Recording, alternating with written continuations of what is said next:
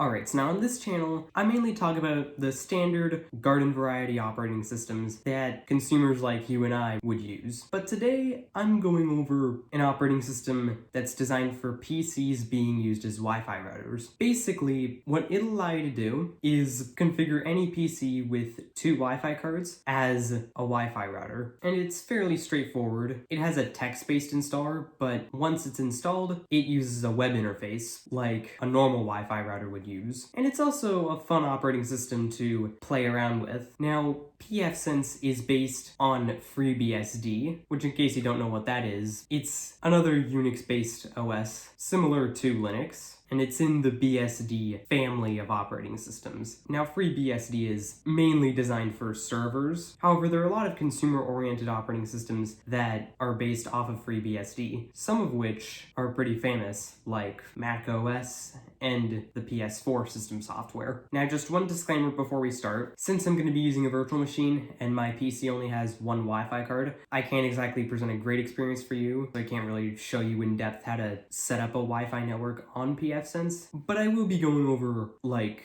the gist of it, like what menu you need to go into, but I can't actually do it myself, but you should still be able to figure it out. And besides, I think it's still a fun operating system just to play around with in your free time. But without further ado, let's get into the actual installation and use of pfSense. Alright, so now the website is pfSense.org, and then we're going to go to download, and then it'll bring us to the download page, and I'll have this page linked in the description. So we're going to scroll down to select image to download, and under architecture, we want to select AMD 64-bit, and under installer, we want to select DVD image ISO installer, and then under mirror, just select the mirror that's closest to you. In my case, it's New York City, USA, and then we're going to click download. And then we're going to open it up with our archive manager and then extract the ISO file inside. Now I've already downloaded this file and extracted it. I've got it right here in my VMware folder. So now I'm going to pop into VMware and we can full screen this. I'm going to jump to my pfSense VM and then I'm going to plug in my pfSense ISO and then click save and then click power on. Let's full screen this and we'll just let it auto boot. And then this is what the installer looks like. It's just a text-based installer, so nothing fancy. We're going to click accept and install. We're going to continue with the default key map. Let's just use the guided disk setup and then let it go and do its thing.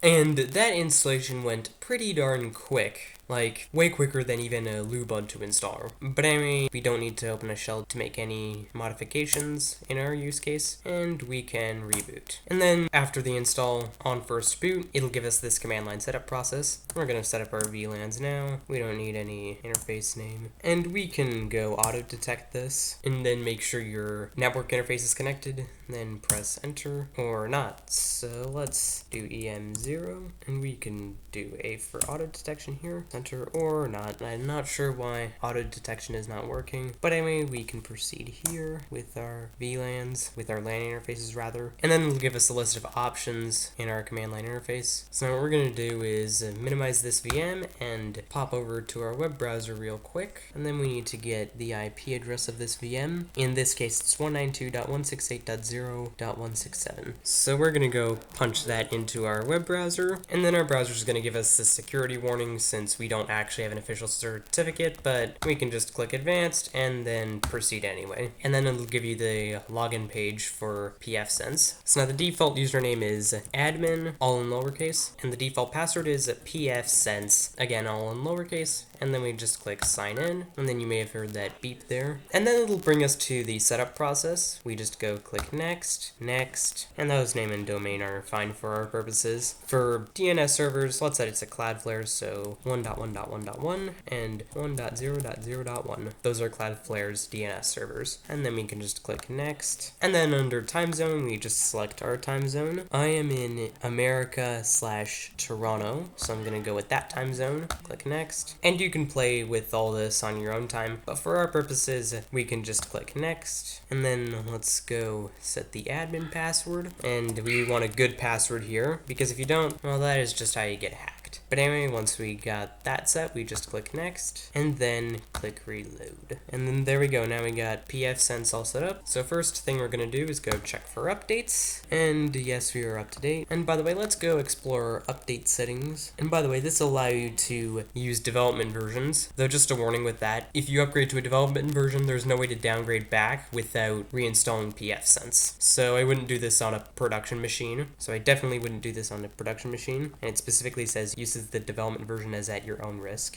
But anyway, now let's go look at the home page of pfSense. And then it'll give us this legal warning. We can just accept. Close. Pretty similar legal warning that we saw in the installer. And then on the home page we get everything about our system, and we can even customize this by adding more widgets and even removing widgets. Like we can remove this Netgate services and support widget, and this is good. But anyway, let's poke around the system real quick. And then this will allow you to configure access to our pfSense system. And we can even run this setup again. I'm not going to bother with that. So now let's go to our interfaces and then assignments, and then we have our WAN interface as EM0. So if you wanted to set up a wireless network, you just click wireless, then click add, and then you have to click the interface of your second Wi-Fi card that you will use to actually serve as your Wi-Fi router, and then click save. Again, I don't have a second Wi-Fi card, so I can't actually do this, but this is still a fun one to play with. Now, one thing I neglected to mention in the introduction is that this will also work as a firewall. So if we go to our firewall rules, we can look at that, and then we can add rules like this: action, pass, block, or reject, and it'll allow you to disable our rule without removing it from the list. We just select the interface, address family. Let's just do both IPv4 and IPv6. I'd actually create a rule for both TCP and UDP. In fact, let me change that. And you can even set it so that way this rule only applies to a particular IP address. Say you only want to allow SSH access from one IP address on your network, you can do that. There's even some advanced settings here. And then you can set the destination address here. Like, there's a lot of options here. And like, this is very advanced. We can even set up a VPN here. Let's just do OpenVPN as an example. Again, a lot of settings here. And we can even look at the ARP table for our connection. The ARP table will basically show us all the connections that are going in or out of this server. And then if we go to help, these are just support documentation, stuff like that. Pretty cool thing to play around with. And one cool thing is that this will even allow us to look at the HTTPS certificates that it's using. Like the self-sign one that will allow us to use HTTPS here, which is why it's giving us this warning that the connection is not secure. But anyway, now let's actually go to our user manager. Let's see if we can change the username. Let's actually add a user. Drew. Set a really strong password on that. Full name, I'm just going to use Drew Howden, and I really don't want this account to expire. And let's click save. Now let's actually log out of the admin account and then try logging in as me.